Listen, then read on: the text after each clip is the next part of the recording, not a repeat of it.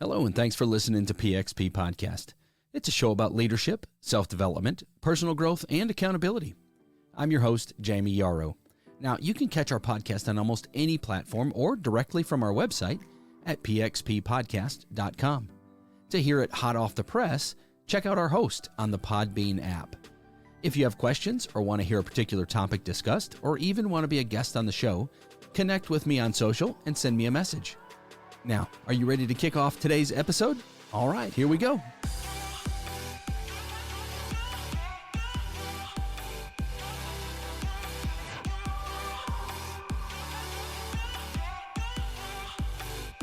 Well, good morning, good afternoon, good evening.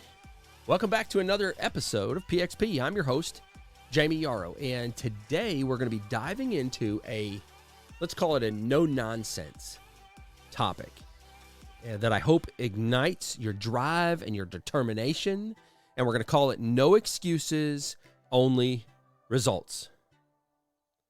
Now, I want to warn you, I am feeling a little punchy today. I'm a little edgy, so my intentions are not to ruffle your feathers, but I do want to wake you up a little bit. I do want to kind of get in your face just a little bit and let you do some self-reflection. Let's face it, folks, life can throw us some curveballs, and the challenges that come from those curveballs, sometimes they seem insurmountable, don't they? They seem like there's something that we cannot get past or it's never going to end. But here's the hard truth. The path to success is paved with responsibility, not excuses. And it's time that we stop blaming others or our circumstances or decisions or choices that we have made or bad luck for where we are right now, for our circumstances, for our situation. And instead, let's own our journey to success. And let's do that through personal accountability. Listen, every journey that you take, you're going to face obstacles. You're going to be faced with challenges. And you're going to have the option to throw in the towel or blame external factors for your struggles. Do you think that you're the only person that has ever struggled before? Do you think that these are things that you're experiencing that nobody has ever gone through? Are you serious? Do you think that wildly successful people didn't struggle or don't continue to struggle? You have to refuse to be the victim of your circumstances. You got to be a victor, not a victim. Make that into a meme. You got to be a victor, not a victim. Have you ever seen the iceberg illustration? It's a picture of an iceberg, and the water level, is about halfway up the iceberg or maybe 3/4 of the way up the iceberg. I mean, if you Google iceberg business owner, I guarantee you there's going to be 1,000 different illustrations of the way people have drawn it. But the concept is the same. When you see an iceberg floating out in the ocean, what you see of the iceberg is just this small little piece of the iceberg sticking up out of the water. And that is the illustration of that is what people see when they see successful business owners or successful, people in whatever they're doing, athletes or educators or whatever it is, just fill in the blank. But all you see is just their little bit of success. That's what you see on the top of the ocean. But if you could get under the ocean and look at the full size of that iceberg, it's massive under the water. You might only see just a very small percentage of that iceberg, but underneath the water is all the things that you don't see. Things like sacrifice or rejection and sleepless nights and time management and all the money and years and goals and persistence and mindset and growth and habits and focus and all those things that go into becoming successful or getting to the place where you feel like you've reached some level of success in your goal. And success is different for everybody. So don't ever think that when I say the word success, I am not talking about finances. I am not talking about stature. I'm not talking whatever. I'm talking about whatever success means to you. That might mean that you get to spend more time with your family. That might mean that you have mastered a hobby. It might mean money. It might mean that you're making an impact. You're leaving a legacy. Whatever success looks like to you. So let me throw that disclaimer out there before everybody starts saying, well, Jayme, all you're talking about is money. I'm not talking about money at all. unless money motivates you, and then that is your success. The iceberg illustration, though, Google that and look at that. It's a good eye-opener as to the things that it takes to be successful. And when we often look at other people and we say, man, I wish I could be like them, or man, they had it easy. You have no idea what they had it. I mean, you didn't walk in their shoes. You have no idea what it took for them to get to the place where they are now, where you think that that's what success looks like. You've got to take ownership for your own journey. You got to learn from your failures. You got to adapt to new strategies. You got to course correct. Something's not going right. You got to evaluate it. You got to figure out the right way to go. And then eventually, down the road, then you achieve success. Along the way, you're celebrating little wins. And down the road, you might achieve success. Or maybe you don't ever achieve the level of success that you want. Have you ever thought about that? You can do this whole thing about, you can do whatever you want. You can be anything you want. That's bull. You can't be anything you want, right? I could say right now, I want to be the president of the United States at the next election. It's not happening. That is not happening. I'm not going to be the president. Even if I wanted to be, it's not possible.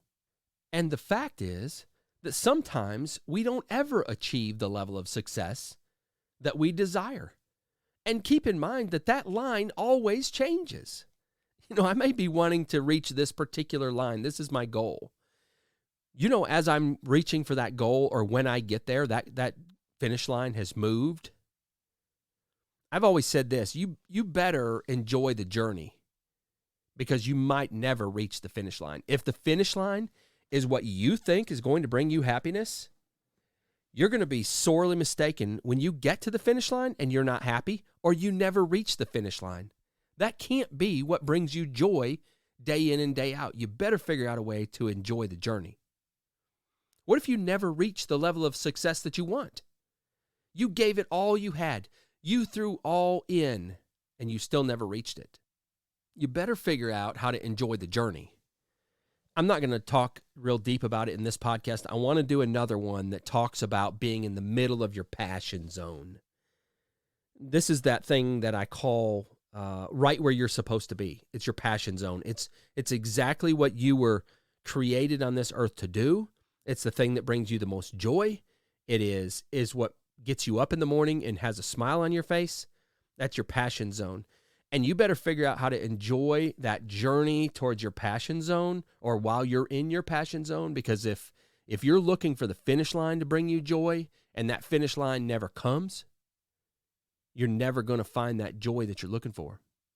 But on the other hand, if you find fulfillment and joy in the journey, and maybe you never reached the finish line, but you gave it all you had, you're not going to have any regrets, and you will have had joy along the way. Look, we all have the power to turn our obstacles into opportunities. But we've got to adopt a no excuses mindset where we're focusing on solutions rather than our problems or our circumstances. We've got to take charge of our reactions and our choices, because that's the only thing that we have 100% control over, right? You've heard that said before. The only thing that you can truly control is your own actions, your own reactions, your own mindset. That's all that you can truly control. Everything else is outside of your control to some degree. We have this inner resilience or some level of resourcefulness, and that's what we need to unleash. We need to bring that to the table. We need to bring a level of personal accountability and ownership to the journey. Speaking of ownership, there is an absolutely incredible book that I recommend that everybody reads. If you listen to my podcast more than once, like if this ain't your first time listening and you come back and you're going to listen to it more than once, then this book you will like. So if you like listening to my podcast, you'll like this book. It's called Extreme Ownership. It's written by Jocko Willink and Leif Babin. You've heard me talk about it before. If you've listened to the podcast for any length of time, you've heard me talk about it. It's a couple Navy SEALs. They wrote a book. They talk about the concept of extreme ownership. It's the title of the book, Extreme Ownership, but they talk about this ownership on the battlefield, and then they translate that to your own personal life or your work life. This book is top 5 for me. It's probably more than top 5. It's closer to the top than top 5. Top 3 probably. And it is absolutely life-changing. When I'm coaching people about leadership, this is part of it. I ask them to read or listen, whatever your preference is, but I ask them to dive into this book as part of their coaching. Accountability and ownership are keys to reaching any goal that you're going down, that you're trying to reach. Listen, folks, here's the stark truth. You ready for this? I told you I was a little punchy today. The alternative to taking responsibility is to continue down the same path that you're on right now. You are stuck in a cycle of dissatisfaction and a lack of fulfillment. Ask yourself this question. Are you genuinely happy where you are right now? Ask yourself. Stop and think for a second. Hit the pause button and be able to answer that question. Are you genuinely happy where you are right now? Often, we know we're not, but we fail to make the change because we're in this. We know what to expect. We're in this zone of comfort where we know what it is, even if it's miserable. Even if we know this is not where we're supposed to be, we know what to expect because it's where we're comfortable. But listen, 5 years down the road, we're going to find ourselves in the same situation. Perhaps even more unhappy. Maybe you had this conversation 5 years ago or 2 years ago. But when I ask you that question today, the answer is still the same. You're still stuck in this cycle of dissatisfaction and a lack of fulfillment. So what are you going to do? When are you going to make a change? Or are you just going to stay on the same path? Look, this is not something to be taken lightly. Life is short, folks. There is no reason on the planet to live life miserable. I posted a meme, I don't even know how long ago, within probably a month or so. And it just said something to that effect. Life is too short to live miserable. And what it means is we got to get out of our comfort zone. If you stay in that comfort zone, if you're afraid of change, then 5 years down the road, we're going to be having this exact same conversation. You've got to take responsibility and ownership and accountability, and that can be the catalyst for your transformation. It's about acknowledging that you have the power to change your circumstances and actually create a life that aligns with your dreams and your goals. And I know sometimes we get stuck in that cycle of dissatisfaction for so long that you even forget that you have dreams or goals or that they're even attainable. But I want to leave you with some things today. I want to drop some nuggets on you. I'm going to give you some action items. So if you want to write these down, if you want to get ready here in just a minute, we're going to talk about 4 things. So if you want to write those down, but I want to give you some action items. That is some things that you can put into action, some things you can do that will help you to embrace this no excuses, only results mentality. All right, so here we go. Number 1, identifying your limiting beliefs. All right, I need you to acknowledge those self-imposed limitations that hold you back. Now, I'm not a affirmation guy. I wish I was. Like, I love it when people can just have these positive affirmations and they talk about, say this in the mirror to yourself every day, or when you stop at a stoplight, reaffirm some positive affirmations. And that works for some people, and I am not knocking it. Don't get me wrong, but I just don't respond to those things. But I will acknowledge that we all have these self-imposed limitations that hold us back. And it comes from past experiences, oftentimes, when we have failed at things or when we have not reached our goals because we threw in the towel too early, or maybe we weren't working in a place that was our passion zone.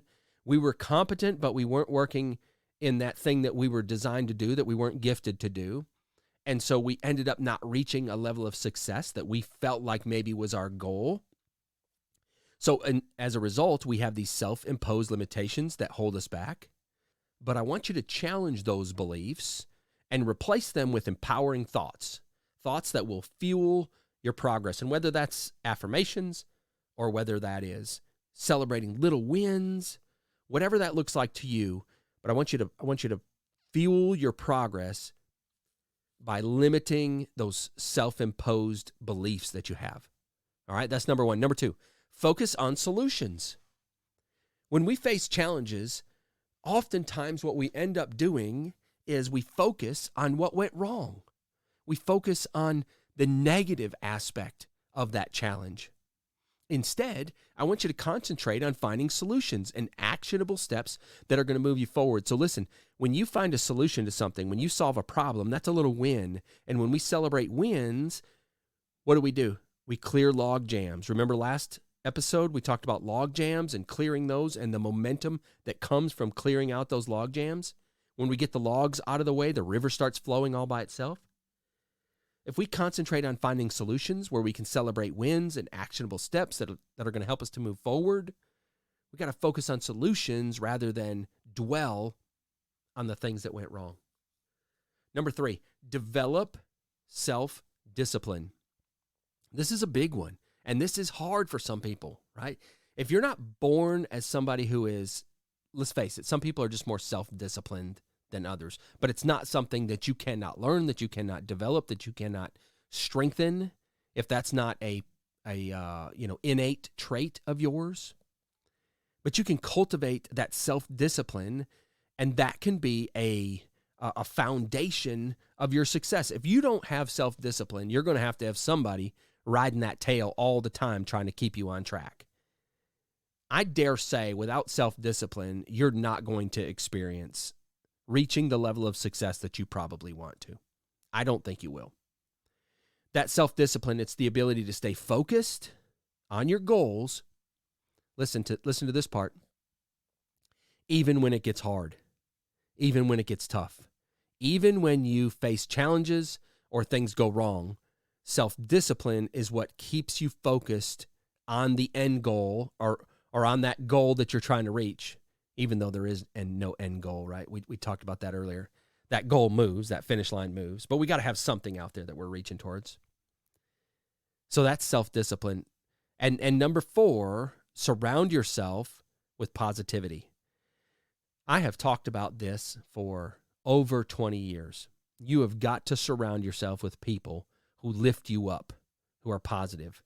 Surround yourself with people who are like-minded, who embrace responsibility, self-discipline, goals, winning, results, whatever you want to put in there, fill in the blank. Surround yourself with people that are doing that make you better.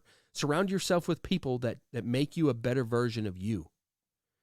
Listen, their energy, their support, their encouragement, their motivation, their accountability, right? Sometimes they gotta say, we're not doing something we ought to do. But their energy, that's going to inspire you to keep pushing forward. Surround yourself with positivity.